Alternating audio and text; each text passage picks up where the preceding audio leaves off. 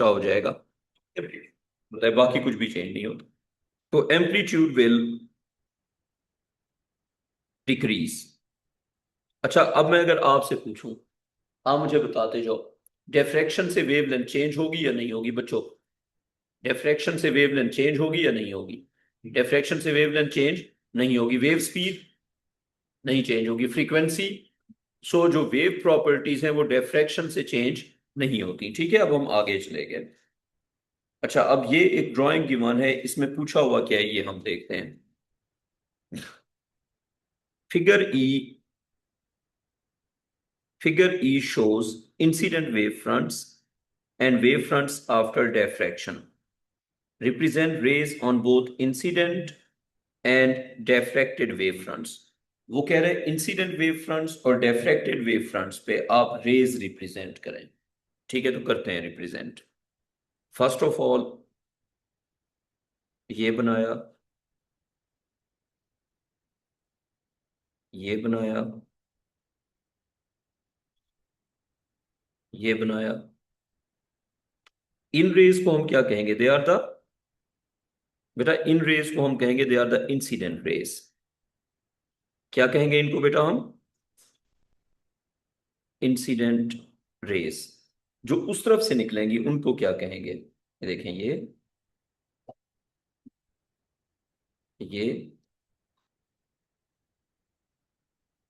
ये इनको हम कहेंगे डिफ्रैक्टेड रेज। कोई कंफ्यूजन इसमें?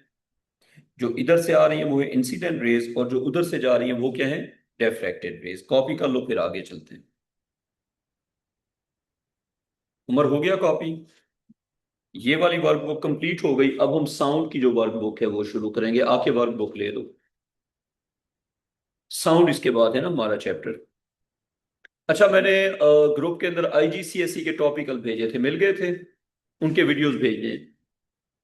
अब आगे से टॉपिकल आईजीसीएसई के भी मिलेंगे और जीसीएसई के भी मिलेंगे। इट्स बेटर कि आप दोनों कर लो। एक भी करोगे तो काम चल जाएगा। उमर आ जाओ यार, ले जाओ। तीन तुम्हें देता हूँ, बाकी दो बच्चों के भी। बच्चों, अब हम साउंड शुरू करने लगे। चाहिए मैं जरा साउंड की वर्कबुक निकाल लूँ, फिर हम शुरू करते हैं।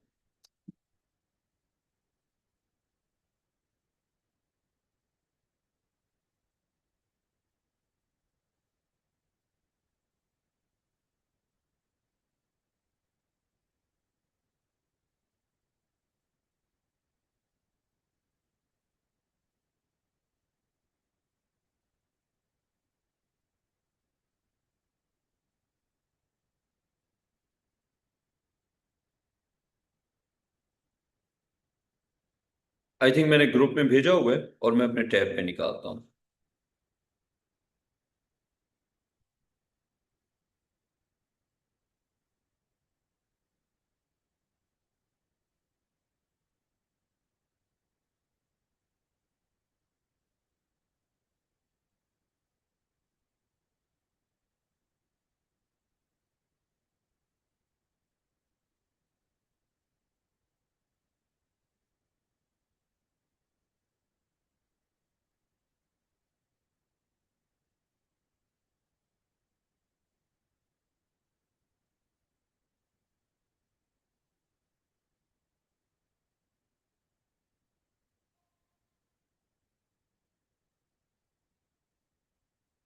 हाँ जी, विजिबल है।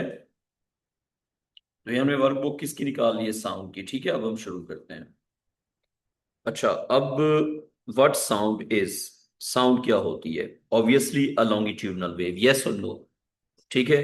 अच्छा, अब sound is a longitudinal wave made of compressions and rarefactions travelling through a medium.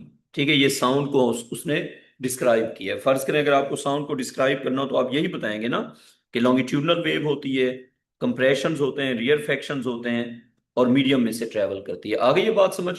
आगे चले गए। What type of wave is sound and what two regions does it consist of? ये तो अब सबको आंसर आता है। It is, हाँ, it is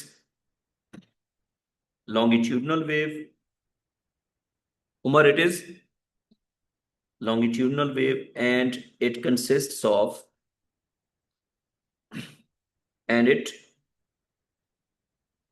consists of compressions. It consists of compressions and rarefactions. So sound is a longitudinal wave. It consists of compressions and rarefactions. अच्छा, अब आगे चले गए question 1.2।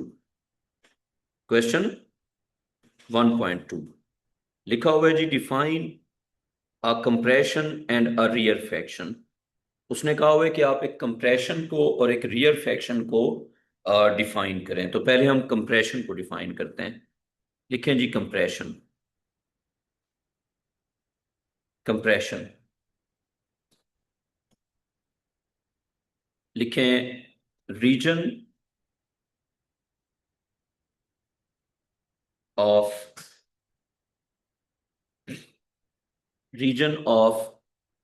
High density of air, region of high density of air along a sound wave। Umar क्या होता है? Reason of high density या फिर हाई प्रेशर भी लिख सकते हैं, अलोंग अ साउंड वेव। और दूसरा हमने क्या डिफाइन करना है? Rear faction. उमर, क्या डेफिनेशन होगी रियर फैक्शन की? Rarefaction is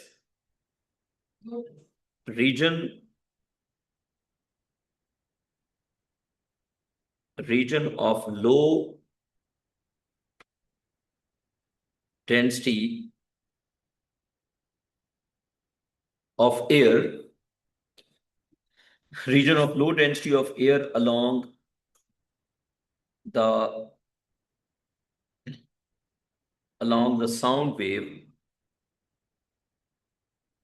is called rear faction। ठीक है Umar? region of high density is called compression, region of low density is called rear faction। अब हम आ गए जी नेक्स्ट क्वेश्चन पे। Question 1.3, explain what is meant by a longitudinal wave. वो कह रहे हैं कि आप बताएं कि लॉन्गिट्यूडनल वेव जो है उसको आप एक्सप्लेन करें। अच्छा, एक्सप्लेन करने का क्या मतलब होता है? एक्सप्लेन करने का मतलब होता है कि उसकी डिटेल दो, रीजंस दो, जो भी चीज ज्यादा ज्यादा आपको आती है वो बताओ। तो what is meant by a longitudinal wave? Longitudinal wave क्या होती है? अ वेव इन विच, एक्सप्लेन का मतलब होता है उसकी ज्यादा डिटेल बताओ।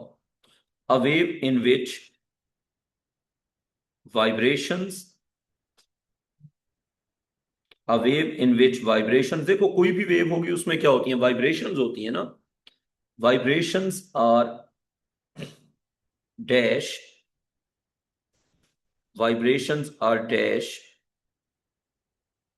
The wave motion. यहां पे डैश पे क्या लिखना है? पैरेलल या अलोंग भी लिख सकते हैं, और पैरेलल या अलोंग, पैरेलल या अलोंग द वेव मोशन। बात समझ आ गई? अच्छा, a wave in which vibrations are along the wave motion. ठीक है, अगली बात लिखो कि it consists of regions of high pressure. अच्छा, प्रेशर की भी बात कर सकते हैं, डेंसिटी की भी। Regions of high pressure called, Umar क्या कहते हैं उनको? Regions of high pressure called compressions, and regions of low pressure compressions, and regions of low pressure, regions of low pressure called, क्या कहेंगे उनको जो लो प्रेशर के रीजन्स हैं? called rarefactions। so regions of high pressure called compressions, regions of low pressure called rarefactions। Umar, कोई confusion इसमें? अच्छा जी, अब हम चले गए यहाँ पे, ये अब हम सारी चीज पढ़ते हैं, देखते हैं क्या हिसाब किताब है। The vertical lines below represent air particles from a loud speaker. ये जो वर्टिकल लाइंस हैं ये क्या रिप्रेजेंट कर रही हैं? Air particles. Where lines are close together, mark a C for compression. Where they are far apart, mark an R for rarefaction. Then draw an arrow to show the direction of wave travel. इससे आसान question तो हो नहीं सकता।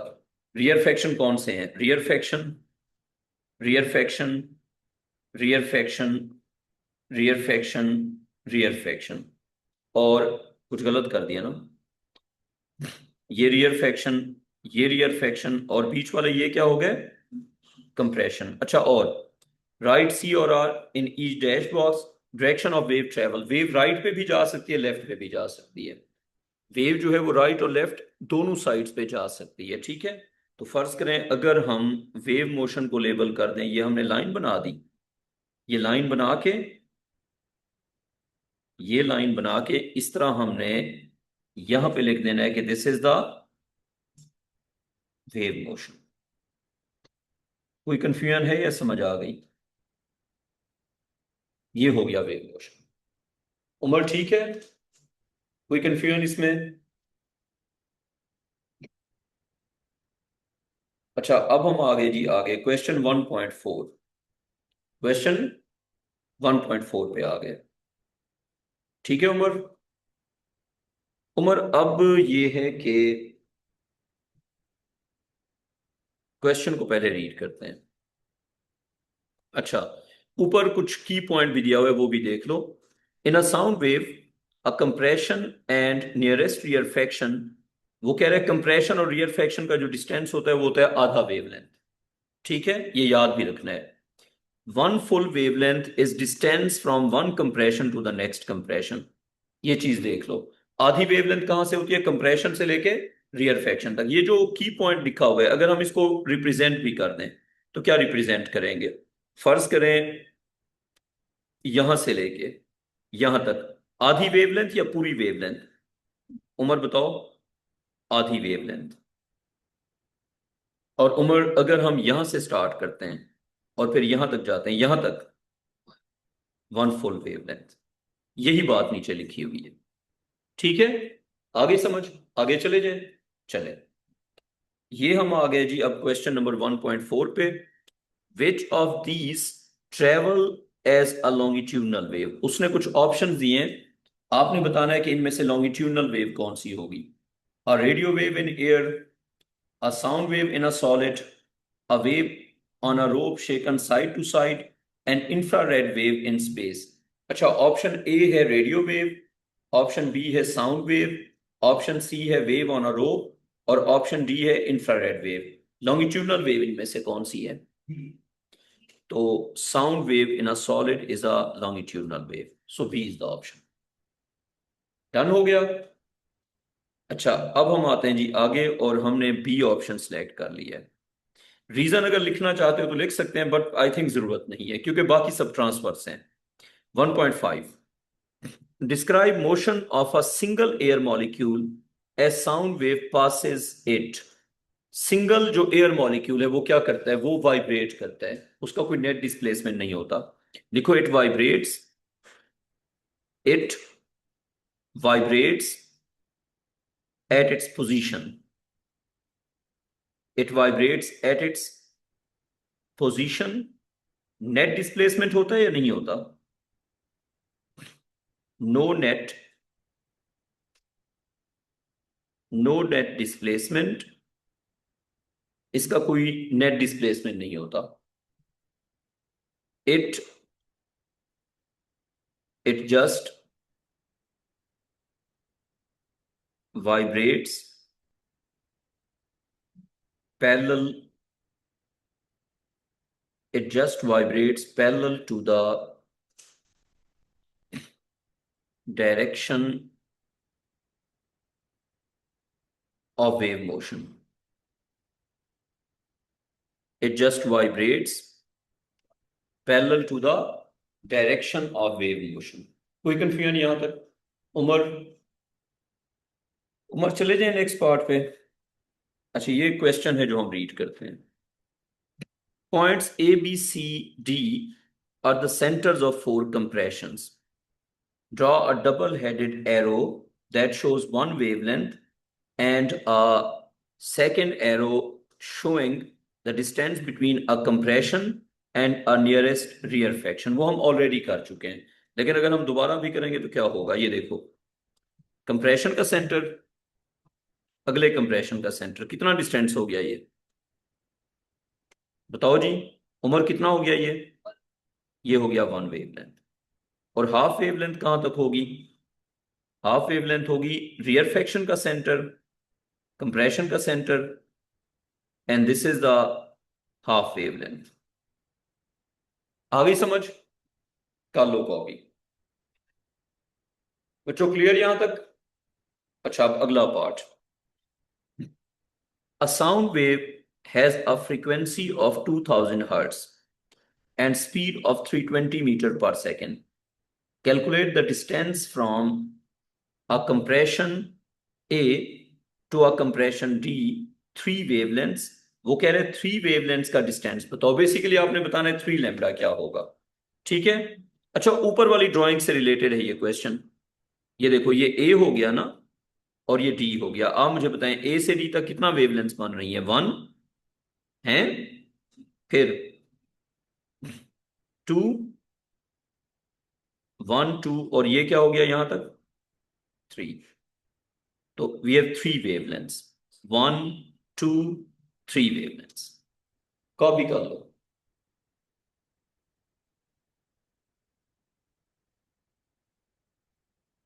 अच्छा, तो उसने कहा कि frequency is 2000 hertz, speed of wave is 320 metre per second.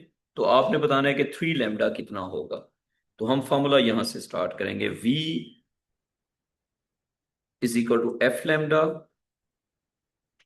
Lambda is equal to v over F. v हमारे पास कितना है, 320 मीटर पर सेकेंड, और फ्रीक्वेंसी हमारे पास है 2000 हर्ट्ज। तो बताओ आंसर कितना आ जाएगा, 320 ओवर 2000, 0.16, 0.16 और हर्ट्ज। ये हमारे पास क्या हो गई, एक मिनट यार, ये तो हमने वेवलेंथ फाइंड की है ना, तो 0.16 मीटर हो जाएगा ना। अगर मैं कहूं सेंटीमीटर में बताओ तब कितना होगा, उमर सेंटीमीटर में कितना होगा, 0.16 इंटू 100 ना, तो सेंटीमीटर में फिर 16 हो जाएगा। ये आंसर है या एक पार्ट और भी है ना, एक पार्ट और क्या होगा फिर, थ्री लेमडा। तो थ्री टाइम्स लेमडा की वैल्यू बताओ कितनी दी हुई है, 16 basically, 48 centimetre. So it's 48 centimetre, या मीटर में अगर लिखेंगे तो 0.48 meters. So if you write 48 centimeter, it's your choice. If you write 0.48 meters, it's your choice. दोनों करेक्ट है। उमर आ गई समझ। अगली हेडिंग पढ़ो, origin of sound and the Audible range. ठीक है, अब हम पढ़ते हैं जी क्वेश्चन 2.1। क्वेश्चन 2.1, क्वेश्चन 2.1 है जी, how is sound generated, give three examples of sources. वो कह रहा है कि साउंड कैसे जनरेट होती है और आप सोर्सेज की थ्री एग्जांपल्स बताएं। तो हम इसका आंसर लिखेंगे कि sound is generated, sound is generated by vibrating sources, vibrating sources transfer, vibrating sources transfer their vibrations to the medium molecules and medium molecules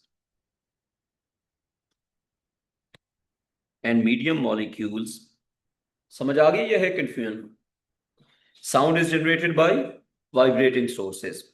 Vibrating sources transfer their vibrations to the medium molecules, and medium molecules transfer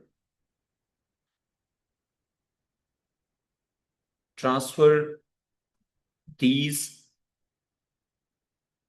vibrations. फिर जो medium molecules हैं वो इन vibrations को further transfer करते हैं. Copy कर लो, फिर आगे चलते हैं. डन? ठीक है. अच्छा, अब आ जाएंगे नेक्स्ट पार्ट पे. क्वेश्चन 2.2.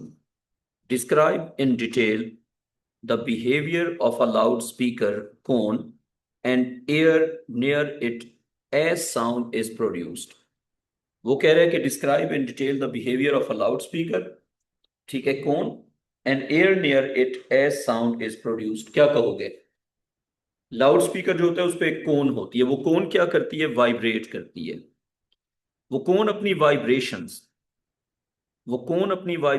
ट्रांसफर कर देती है एयर मॉलिक्यूल्स को, और एयर मॉलिक्यूल्स फिर वो वाइब्रेशंस आगे ट्रांसफर करते हैं. लिखें इसका आंसर. इसका आंसर हम ये लिखेंगे कि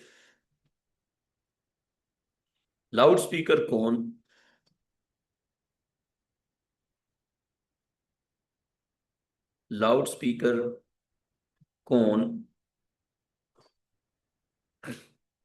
vibrates and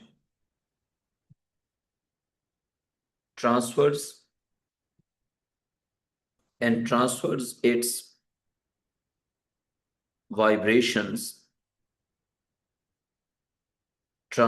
its vibrations to the nearby air molecules. Air molecules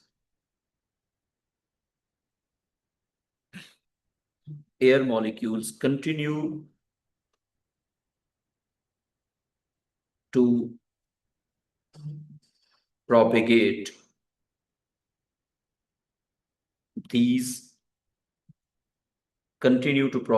these vibrations further. बात समझ आ गई? क्या लिखा हमने? नहीं, वो जरूरत नहीं है यहाँ पे सिर्फ वो कह रहे हैं कि लाउड स्पीकर और जो एयर मॉलिक्यूल्स हैं उनका बिहेवियर बताओ. वो हमने बता दिया है. कौन वाइब्रेट करती है, वाइब्रेशन आगे जाती हैं और वाइब्रेशन ट्रांसफर होती है. अगला क्वेश्चन देखो जरा. State the approximate range of frequencies audible to a human. वो कह रहे हैं कि ऑडिबल फ्रीक्वेंसी की रेंज बताओ. What is the range of audible frequencies? तो ऑडिबल फ्रीक्वेंसीज क्या होती हैं? 20 हर्ट्ज से लेके 20 किलो हर्ट्ज तक. तो हम लिखेंगे कि Audible range of frequencies is from 20 hertz to 20,000 hertz. और ये ऑडिबल रेंज किसके लिए है? अच्छा, 20,000 हर्ट्ज को हम 20 किलो हर्ट्ज भी तो कह सकते हैं ना. 20 किलो हर्ट्ज किसके लिए है? ये फॉर अ ह्यूमन ईयर. ये हम किसकी बात करें? ह्यूमन ईयर की. ठीक, लिख लें answer. It's 20 hertz to 20,000 hertz. Umar, done? Define infrasound and ultrasound. Infrasound frequencies lower than. पहले इंफ्रासाउंड का लिख लेते हैं. लिखो infrasound. Infrasound is sound of frequency lower than infrasound is sound of frequency lower than 20 hertz। बात समझ आ गई? Sound of frequency lower than 20 hertz is called infrasound. अब हम डिफाइन करेंगे अल्ट्रासाउंड को। बेटा आप क्या लिखना है? अल्ट्रासाउंड। अब हम अल्ट्रासाउंड को डिफाइन करेंगे। Ultrasound is sound of frequency more than sound of frequency more than 20,000 hertz. So below 20 hertz, it's infrasound. Above 20,000 hertz, it's ultrasound. कोई कंफ्यूजन इसमें? 20 हर्ट्ज से नीचे होगी तो इंफ्रासाउंड, 20,000 हर्ट्ज से ज्यादा होगी तो अल्ट्रासाउंड। उम्र ठीक है? अच्छा अब हम आ जाते हैं जी आगे।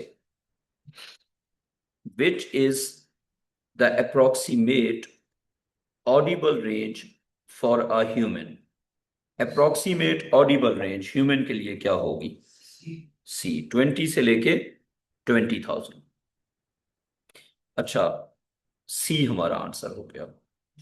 उसके बाद next question. The lowest frequency a human can hear is 20 hertz. Speed of sound is 340. Calculate the longest wavelength human hair can hear. अच्छा longest wavelength का क्या मतलब है? पहले ये बात समझ लो।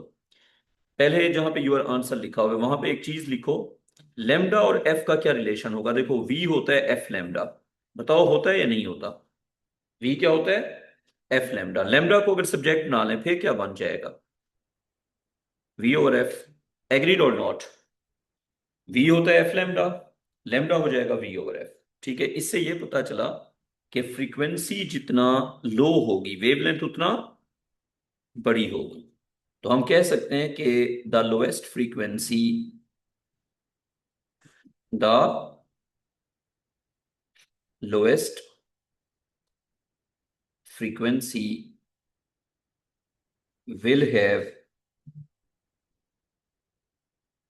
will have the longest wavelength।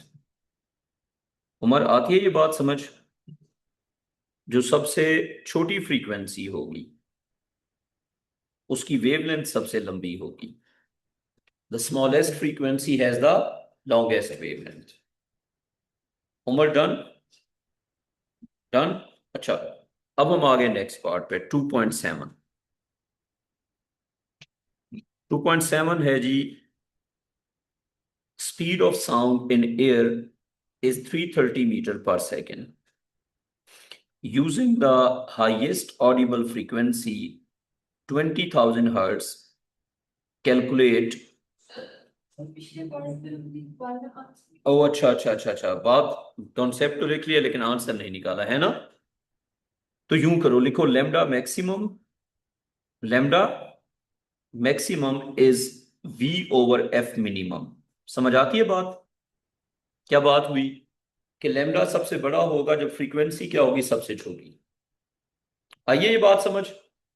Lambda सबसे बड़ा होगा जब फ्रीक्वेंसी सबसे छोटी होगी। तो वेव स्पीड कितना है हमारे पास? 340 मीटर पर सेकेंड। फ्रीक्वेंसी कितना है हमारे पास? 20 हर्ट्स। तो 340 ओवर 20 कितना आ जाएगा? 17 ना। और यूनिट क्या होगा? 17 मीटर्स। सो सबसे जो लंबी वेवलेंथ है दैट इज 17 मीटर्स। ठीक है, अब हम चलते हैं इसके आगे। अब जरा अगला पार्ट देखो। अगले पार्ट में क्या पूछा हुआ है ये बताओ जरा। अगले पार्ट में पूछा हुआ है 2.7 आज का हमारा आखिरी पार्ट होगा। स्पीड है 330। फ्रीक्वेंसी है 20,000, तो आपको क्या लगता है कि सबसे छोटी वेवलेंथ कौन सी होगी?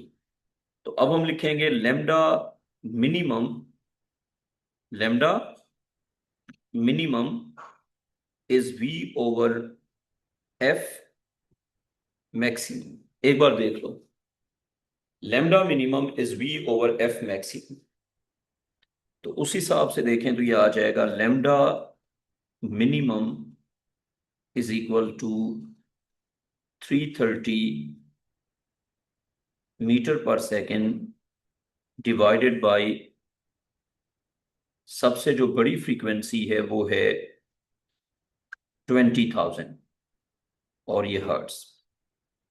तो कोई बच्चा मुझे बताएगा क्या आंसर आ गया? आई थिंक इट्स 0.0165, 0.0165 ना, और यूनिट होगा मीटर।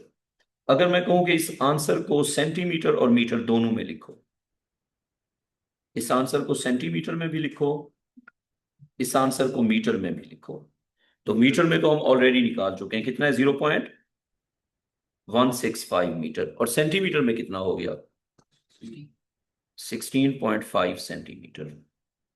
कोई कंफ्यूजन? डन हो गया। यहां से आगे फिर कल इंशाल्लाह। जैसे एक मेरा क्वेश्चन था। जी जी, आप बताएं। सर फिजिकली ये क्वेश्चन देख सकते हैं, विजुलाइज कर सकते हैं 16.5 सेंटीमीटर होगा, तो मैथमेटिकल कैलकुलेशन। हाँ हाँ हाँ हाँ, तो मैं कैसे पता लगेगा मुझे कि 18 उसके लिए सेंसर यूज कर सकते हैं। अगर आवाज की बात करें, CRO